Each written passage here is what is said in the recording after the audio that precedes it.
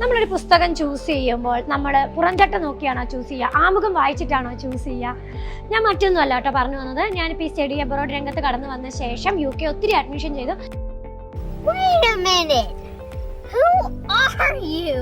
പക്ഷെ ഇപ്പം കുറേ ഇൻഫ്ലുവൻസേഴ്സ് ആണെങ്കിലും കുറേ സ്റ്റുഡൻസ് ആണെങ്കിലും നമ്മൾ എന്തെങ്കിലും ഒരു വീഡിയോ ഇടുമ്പോൾ അതിൻ്റെ ഇടയിൽ ഒരു നെഗറ്റീവ് ഉണ്ടാവും, ഇങ്ങോട്ട് ആരും വരരുതേ, ട്രാജഡി ആണ് അങ്ങനെയെന്ന്.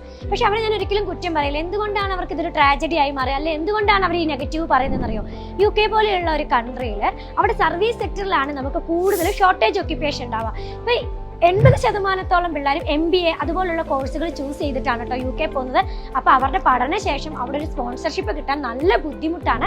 അപ്പോൾ നമ്മൾ ഇവിടുന്ന് പോകുമ്പോൾ എടുക്കുന്ന ഒരു കോഴ്സ് ആണെങ്കിലും അല്ലെങ്കിൽ നമ്മൾ ചൂസ് ചെയ്യുന്ന യൂണിവേഴ്സിറ്റി ആണെങ്കിലും നമ്മൾ ഒത്തിരി ശ്രദ്ധിക്കണം. മറ്റുള്ളവരുടെ ഒരു വാക്ക് കേട്ടിട്ടോ അല്ലെങ്കിൽ വേറൊരാളുടെ ഒരു ഇൻസ്പിറേഷൻ വെച്ചിട്ടോ നമ്മൾ ഒരിക്കലും കളയേണ്ടതല്ല നമ്മുടെ ഡ്രീം എന്ന് പറയുന്നത്. അപ്പോൾ ഇപ്പോഴും UK ഡ്രീം കൊണ്ട് നടക്കുന്നവർക്ക് കറക്റ്റായിട്ടൊരു ഗൈഡൻസ് ഉണ്ടെങ്കിൽ